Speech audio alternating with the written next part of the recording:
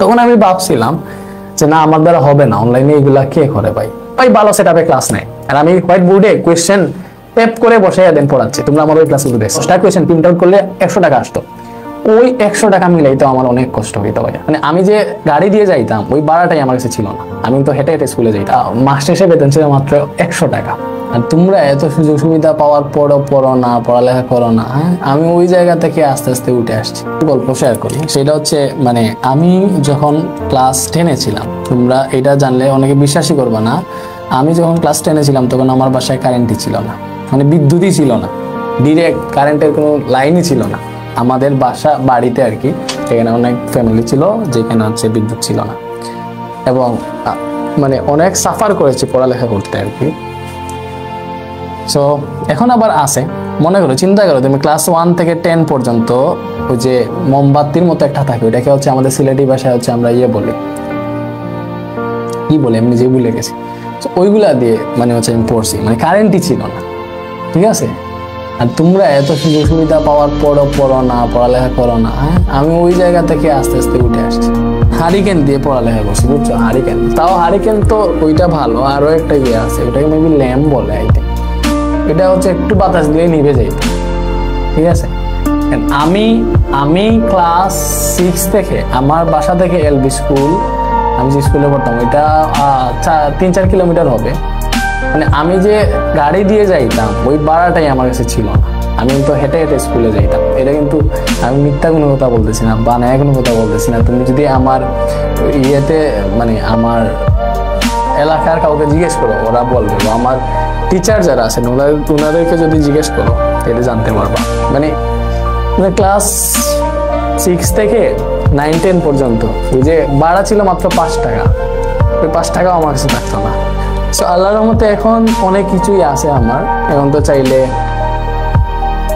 আর মানে এখন পুরোনো দিনগুলোর কথা মনে পড়লে অনেক লাগে, ঠিক আছে। আমি যখন সিলেটে আসি তখন আমি এসএসসিতে গোল্ডেন এ প্লাস পাইছিলাম। সিলেটে যখন সরকারি কলেজে ভর্তি হই তখন যে সিলেটে যে আসবো প্রতি মাসে 10-12 হাজার টাকা যাবে, ওইদিকে আমার কাছে যে আমি 10-12 হাজার টাকা তো অনেক দূর, মানে 1000 টাকা মিলানো কষ্ট ছিল।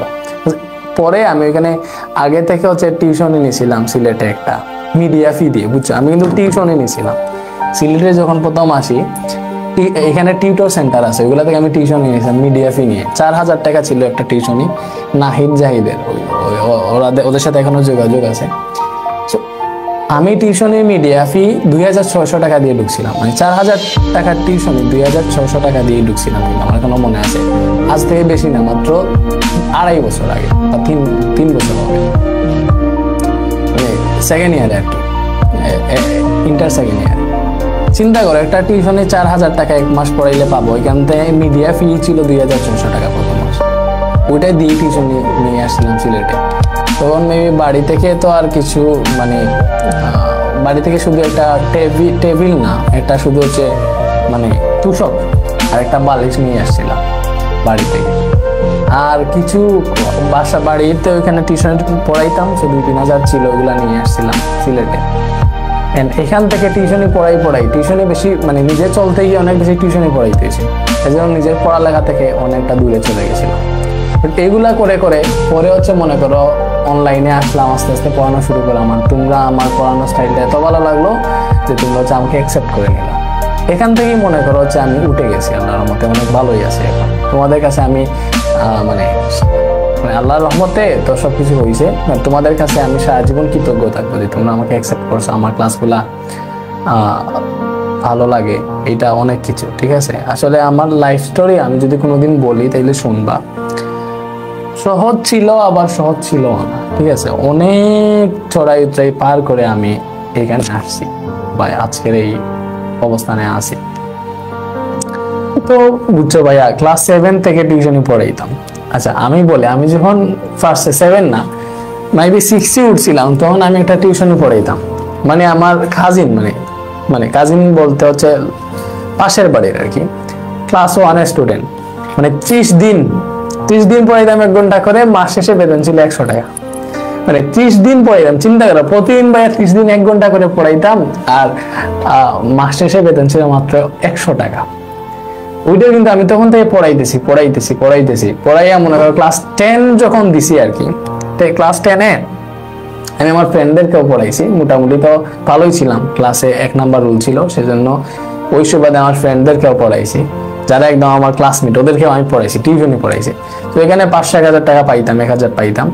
পরে যখন ক্লাস 10 শেষ হইলো তখন বাড়ির পাশে আশেপাশে টিউশনই পড়াইছি, ওখানে 2000 টাকা মাসে এইভাবে পাইতাম আর কি। পরে তো সিলেট আসার পর 4000-3000 পাইতাম, এইভাবে এসে এখন তো আমি তোমাদের ক্লাস নেই, এইভাবেই সবকিছু শুরু হয়েছে। মেজাইন বসে আপনার লাইফের ফুল স্টোরিটা শুনতে চাই ভাইয়া। হ্যাঁ ভাইয়া, একদিন শুনবা ইনশাল্লাহ, এখনো সময় হয় নাই, সময় হইলে এমনিতেই শুনবা। হ্যাঁ ভাইয়া, ফুল স্টোরিটা শোনা উচিত। সবকিছু তো সহজ হয় না জীবনের, অনেক ধাপ থাকে যেগুলা, এবং অনেক বাধাও থাকে, বুঝছো, অনেক বাধাও থাকে। মানে আমার যেমন, তোমরা যেমন আমাকে অনেক বেশি মানে ইয়ে করো, বলতে পারো যে আমাকে অনেক বেশি ভালোবাসো, প্লাস আমার ক্লাসগুলা দেখো বা ইয়ে করো, তেমনি আমার অনেক শত্রুও আছে, ঠিক আছে, যারা হচ্ছে সামনাসামনি আমাকে বলে একরকম, বাট ওরা এক্স্যাক্টলি আমার শত্রু, পেছনে মানে ওরা আমার ভালো চায় না, এরকম অনেকেই আছে, অনেকে অনেক দিক দিয়ে বাধা দিছে। বাট আস্তে আস্তে আল্লাহর রহমতে, মনে করো আল্লাহর রহমতে বা তোমাদের সাপোর্টে আস্তে আস্তে উঠে আসছি, এবং আমি যাই করছি সব হচ্ছে একা একা করছি। মানে সব দেখো, তুমি চিন্তা করো ভাই, প্রথমে কিন্তু হোয়াইট বোর্ডে কোয়েশ্চেন গুলা প্রিন্ট আউট করে আসতাম, যে দোকান থেকে প্রিন্ট আউট করে আসতাম ওই দোকান কিন্তু এখনো ওই যে পীরের বাজারে আমার বাসার সামনে আছে।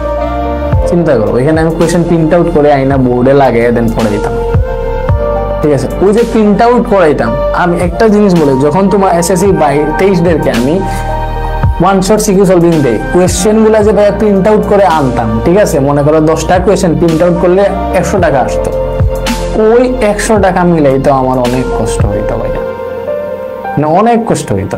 আমি টিউশনই পড়াইতাম, আমার এমনি ভাবে মাস চলতো না, ঘর ভাড়া খানি এগুলো দেওয়া লাগতো, ঠিক আছে। ওই যে প্রিন্ট আউট করানোর 100 টাকাই আমি দিতে কষ্ট হইতো। তো এইভাবে করে করে আস্তে আস্তে তো মনে করো সবকিছু হইল। এখন আমাদের আল্লাহর মধ্যে স্মার্ট বোর্ড আছে, ক্যামেরা আছে, ভালো সেট আপ আছে, বাট একই মানুষই তো, আগে যে ভাইয়া ক্লাস নিত সেম ভাইয়াই এখন। তোমরা চিন্তা করো, তোমাদের কাছে আমি আসলে অনেক বেশি কৃতজ্ঞ। তো তখন আমি যখন শুরু করছি তখন সবাই ভালো সেট আপে ক্লাস নেয়, আর আমি হোয়াইট বোর্ডে কোয়েশ্চেন ট্যাপ করে বসাইয়া দেন পড়াচ্ছি। তোমরা আমার ওই ক্লাসগুলো দেখছো, তোমাদের কাছে হচ্ছে মানে আমি কৃতজ্ঞতা কেমনে প্রকাশ করবো ওইটাই আমার জানা নেই। আমি তোমাদেরকে হচ্ছে অনেক বেশি থ্যাংক ইউ দিতে চাই মন থেকে, মানে তোমাদের কাছে আমি কৃতজ্ঞ। লাইনে তো সামনে স্টুডেন্ট নাই, যখন আমি ফার্স্ট ক্লাস রেকর্ড করি তখন হচ্ছে আমার মনে করো অর্ধেক করছি 10-15 মিনিট, মানে কথা বলতে পারতেছি না। অনলাইনে তো সামনে কোনো স্টুডেন্ট নাই, অফলাইনে এক অভিজ্ঞতা, অনলাইনে আর এক অভিজ্ঞতা। তখন আমি ভাবছিলাম যে না, আমার দ্বারা হবে না, অনলাইনে এগুলা কে করে ভাই। ওইটা আমি মানে এইটাই ছিল মনে, যেহেতু কোয়েশ্চেন গুলো প্রিন্ট আউট করে নিয়ে আসছি করাবো, তাইলে এটা শেষ করে। ওইটা অনেক কাজ চাট হয়েছিল, ভিডিওতে এডিট করে দেন দিছিলাম। পরে মানে তখন যদি আমি বাদ দিয়ে দিতাম, চিন্তা করো, তাইলে আর ক্লাস নেওয়া হইতো না, তোমাদের সাথে আর দেখা হইতো না কোনোদিন, আমাকে কেউ চিনতো না যে রেডিওনেশন নামে কেউ আছে, বুঝছো। সো মানে অনেক ডিসিশন আছে যেগুলা মানে একটা ডিসিশনে তোমার লাইফকে চেঞ্জ করে দেবে। মানে তখন চিন্তা করো, আমি যদি এইটা ডিসিশন না নিতাম যে আমি অফলাইনে পড়াইতেছি, টিউশনি পড়াইতেছি, এইগুলা দিয়ে মানে চলতে পারতেছি না, আরো সমস্যা হচ্ছে, বা স্টুডেন্ট বেশি পাই, মানে স্টুডেন্টরা আমি চাইলেও সব স্টুডেন্টদেরকে সার্ভ করতে পারতেছি না, আমি এসে অনলাইনে পড়াই, অনলাইনে সবাই পড়াইতেছে। ওই যে মনে করো আমি তখন অবিদত্ত, তুষার, অপার ভাই ওনাদের ক্লাস করতাম না এসে, তো ভাবতাম দেই আমিও ক্লাস দিই, ওনাদের মতো কেন দিব না, তাই আমার স্টুডেন্টরা দেখবে, ক্লাস 9-10 ক্লাস দিই। তখন দেওয়া শুরু করলাম, বাট প্রথম ক্লাসে অনেক মানে হেজিটেশন ছিল, বাট ওই যে সিদ্ধান্তটা নিয়েছিলাম, একটা সিদ্ধান্তটাই মনে করো আমার লাইফ অনেকটা চেঞ্জ করে দিছে।